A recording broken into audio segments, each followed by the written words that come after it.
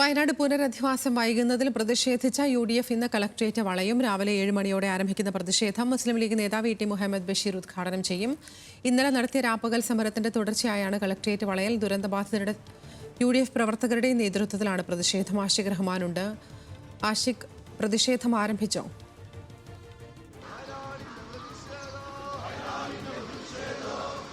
അതിരാ പ്രതിഷേധം ആരംഭിച്ചിട്ടുണ്ട്. ഇന്നലെയും ഇന്നുമായി നടക്കുന്ന UDF പ്രതിഷേധമാണ്. വയനാട് പുനരധിവാസം വൈകുന്നതിൽ പ്രതിഷേധിച്ച് കേന്ദ്ര സംസ്ഥാന സർക്കാരുടെ അവഗണനയിൽ പ്രതിഷേധിച്ചാണ് UDF ഈ ഒരു സമരം നടത്തുന്നത്. ഈ ദുരന്തം പിന്നിട്ട് 7 മാസം പിന്നിടുമ്പോഴും ഈ ഒരു ദുരന്തബാധിതർക്ക് ആവശ്യമായ ഒരു സഹായങ്ങളും നൽകുന്നില്ല. ഈ പുനരധിവാസം വൈകുന്നെന്നെല്ലാം ആരംഭിച്ചാണ് ഈ സമരം തുടങ്ങിയത്. ഇന്നലെ ഉച്ചയ്ക്ക് 3 മണിയോടെ തുടങ്ങിയ രാപ്പകൽ സമരമാണ്.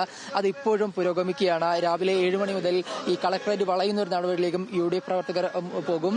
നമുക്ക് ദൃശ്യങ്ങൾ കാണാൻ കഴിയുന്ന പോലെ വയനാട് കളക്ടറേറ്റ് പൂർണ്ണമായും ഈ UDF പ്രവർത്തകർ തടഞ്ഞിരിക്കുകയാണ്. ഇന്ന് ഒരു ഉദ്യോഗസ്ഥരെയും ഈ കളക്ടറേറ്റിലേക്ക് പ്രവേശിപ്പിക്കില്ല എന്നാണ് UDF പ്രവർത്തകർ അറിയിച്ചിട്ടുള്ളത്. അതിന്റെ ഭാഗമായി തന്നെ രാവിലെ സ്ത്രീകളും UDF പ്രവർത്തകരും അടക്കം ദുരന്തബാധിതർക്ക് നിരവധി പേരാണ് ഇവിടേക്ക് എത്തി ആദ്യഘട്ടത്തിൽ ഈ ഒരു വയനാട് കളക്ടറേറ്റിലേക്ക് പ്രവേശിക്കുന്ന കവാടം തന്നെ തടഞ്ഞിട്ടുള്ളത്. ഈ നിരവധി പോലീസുകാരും ഇത്തരത്തിൽ ഒരു സുരക്ഷ ഒരുക്കാൻ വേണ്ടി എത്തിയിട്ടുണ്ട്. MLA ടി സിദ്ദീഖിന്റെ നേതൃത്വത്തിലാണ് ഈ ഒരു പ്രതിഷേധ സമരം നടക്കുന്നത്. ടി സിദ്ദീഖ് എല്ലാം രാവിലെ തന്നെ എത്തി ഈ ഒരു പ്രതിഷേധത്തിന് നേതൃത്വം നൽകുന്നുണ്ട്. എന്തായാലും വലിയൊരു പ്രതിഷേധമാണ്. പ്രത്യേകിച്ച് ജനകീയ സമിതികളുടെ നേതൃത്വത്തിൽ ആദ്യഘട്ടത്തിൽ സമരം നടന്നു. അതിന് പിന്നാലെ UDF തന്നെ ഈ ഒരു സമരം ഏറ്റെടുക്കുന്ന ഒരു ഘട്ടത്തിലേക്ക് പോവുകയാണ്. ഇപ്പോൾ ടി സിദ്ദീഖ് നമ്മളോട് കൂടെ ചേരുന്നുണ്ട്.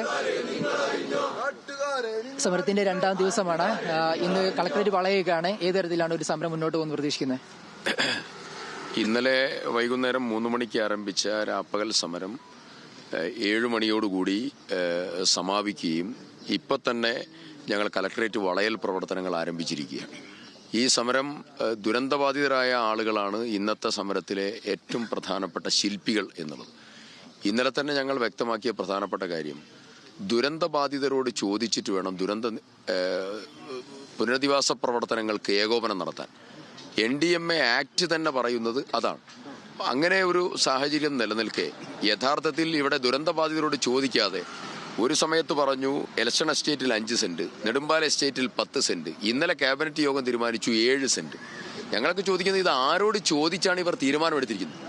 ദുരന്തബാധിതരായ ആളുകൾ പറയുന്നത് ഞങ്ങൾക്ക് 15 സെന്റ് വേണം, മിനിമം 10 സെന്റെങ്കിലും വേണം. അവർ നല്ലപോലെ സ്ഥലം കൈവശം വെച്ച് കടന്നുപോയ ആളുകളാണ്. ഒന്ന്, ആ പ്രശ്നത്തെ സംബന്ധിച്ച് ഒരു അവധാനതയില്ല. 2, ബേസിക് ആയിട്ടുള്ള സർക്കാരിന്റെ ലിസ്റ്റ്, ഒരു പ്രാഥമിക ലിസ്റ്റ് വേണമല്ലോ പുനരധിവാസത്തിന്റെ. ആ ലിസ്റ്റ് ഇതുവരെ പൂർത്തീകരിക്കാൻ സാധിച്ചില്ല. 7 മാസം, ഇന്നത്തേക്ക് 7 മാസമായി. മറ്റൊരു പ്രധാനപ്പെട്ട ഘടകം ചികിത്സ സംബന്ധിച്ച് നിങ്ങൾ ആലോചിച്ച് നോക്കണം. 40-ലധികം ആളുകൾ ഗുരുതരമായി പരിക്കേറ്റതായ ഒരു വിഷയത്തിൽ സ്പൈനൽ കോഡ് ഇഞ്ചുറി, നട്ടലിന്റെ പരിക്ക്, അതുപോലെ പ്ലാസ്റ്റിക് സർജറി വേണം, അവർക്ക് വെയിൻ പൊട്ടിയത്, കയ്യും കാലും പൊട്ടിയത്, അങ്ങനെ തുടങ്ങി ഗുരുതരമായ അസുഖം ബാധിച്ച ആളുകൾ. അത്തരം ആളുകളുടെ ചികിത്സയ്ക്ക് വേണ്ടി സർക്കാർ നീക്കിവെച്ചത് കേവലം 5 ലക്ഷം രൂപയാണ്. ഈ 5 ലക്ഷം രൂപ കൊണ്ട് എന്ത് ചെയ്യാനായി ഈ ആളുകൾ? അപ്പോ സർക്കാർ ചെയ്യേണ്ട ഉത്തരവാദിത്വം. എന്നാലോ കൊലപാതകികളെ സംരക്ഷിക്കാൻ കേരളത്തിന്റെ ഖജനാവിൽ നിന്ന് കോടികൾ ചെലവഴിച്ചു. PSC മെമ്പർമാർക്ക് അധിക തുക നൽകാൻ കോടികൾ ചെലവഴിക്കുകയാണ്. ആ സമയത്താണ് ദുരന്തബാധിതരുടെ ചികിത്സയ്ക്ക് വേണ്ടി ഈ സർക്കാർ കേവലം പരിമിതമായിട്ടുള്ള തുക മാത്രം നീക്കിവെക്കുന്നത്. ഇത് അന്യായമായിട്ടുള്ളൊരു കാര്യമാണ്. അവർ എടുത്തതായിരിക്കുന്ന ലോണുകൾ അതെങ്ങനെ തിരിച്ചടയ്ക്കാൻ കഴിയാത്ത സാഹചര്യമാണ്. അവരുടെ ജീവനോപാധി എന്ന് തിരിച്ചു കൊടുക്കും? അങ്ങനെ തുടങ്ങി ഗുരുതരമായ ഒരുപാട് വിഷയങ്ങളെ സംബന്ധിച്ചുള്ള അവ്യക്തതയും ഒരു കൃത്യമായിട്ടുള്ള നിലപാടുമില്ലാതെ സംസ്ഥാന സർക്കാർ മുന്നോട്ട് പോവാണ്. ഇങ്ങനെ ദുരന്തത്തിൽപ്പെട്ട ആളുകളെ ഒരു ഇരുട്ടിൽ നിർത്തി പുനരധിവാസ പ്രവർത്തനത്തിൽ ഒരേകോപനവും നടത്താതെ മുന്നോട്ട് പോകാൻ സംസ്ഥാന സർക്കാരിനെയും കേന്ദ്ര സർക്കാരിനെയും അനുവദിക്കുന്ന പ്രശ്നമില്ല. UDF ഈ സമരം ഏറ്റെടുത്തിരിക്കുകയാണ്. ഈ സമരം ഇനി അടുത്ത ഘട്ടം സെക്രട്ടേറിയറ്റ് നടയിലേക്ക് പോകും. ഈ കാലത്ത് ഇത്രയും തണുപ്പുള്ള സമയത്ത് രൂക്ഷമായിട്ടുള്ള സമരത്തിന് UDF നേതൃത്വം കൊടുക്കുക.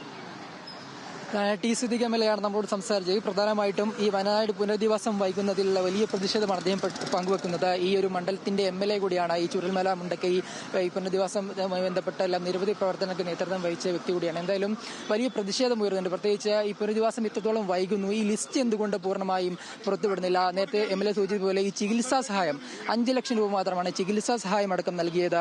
ഈ PSC അംഗങ്ങൾക്കടക്കം വലിയ പണം ഈ ശമ്പളമായി നൽകുമ്പോൾ എന്തുകൊണ്ടാണ് ഈ ചികിത്സാ സഹായം പോലും ഇത്രയും വലിയ ഈ കുറവ് വരുന്നത് എന്നെല്ലാമാണ് അദ്ദേഹം ചോദിക്കുന്നത്.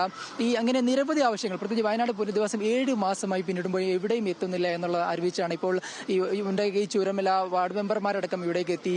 ഈ ഒരു പ്രതിഷേധത്തിന് സ്ത്രീകളടക്കം ഇവിടേക്ക് എത്തിയിട്ടുണ്ട് എന്നുള്ളതാണ് പ്രധാനപ്പെട്ട കാര്യം. നിങ്ങൾ ഈ ഒരു സമരമായിട്ട് മുന്നോട്ട് പോവാണ് അല്ലേ?